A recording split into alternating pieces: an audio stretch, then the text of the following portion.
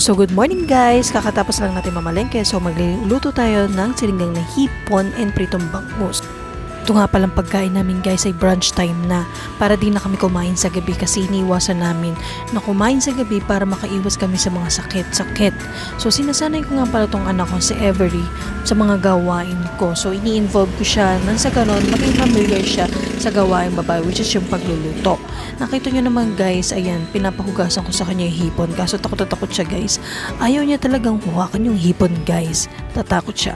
So ito nga pala guys, favorite ko nga pala yung may sabaw, may isda and gulay. So anything na pagkain na may kasamang gulay guys is the best para sa akin, kasi mas nasanay kasi kami ng ganon, yung gulay-gulay kami sa probinsya.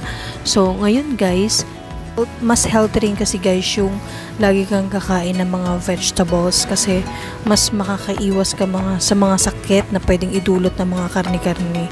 So ayan, sinamahan ko ng radish. So tapos na nga natin lutuin yung ating bangus, and napakasarap niya guys talaga.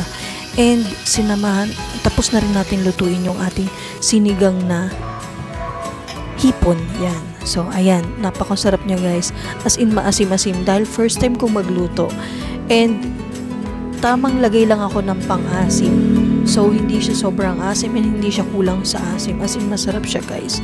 And samahan mo siya ng pritong bangus, the best, diba? The best siyang partner. Kaya kung ako sa inyo guys, pwede nyo itong i-try sa bahay. So ayan guys, yung asawa ko ligang-liga sa pagkuha ng mga pictures kasi ang syrup daw kasi, hehehe. So sinamahan ko rin nga pala ng prutas na watermelon para naman meron kaming fruits sa hapagkainan, at masana yung anak ko na nakikita niya na may fruits, vegetables, and yung isda. So ayan guys, kaya kung ano pang ginagawa nyo guys, kain na kayo guys. So gustong-gusto ko rin talaga guys yung nag-aalmusal kami, and then napag-uusapan yung mga gagawin sa isang araw para mas maraming nagagawa. After na ito guys is business naman. So thank you guys.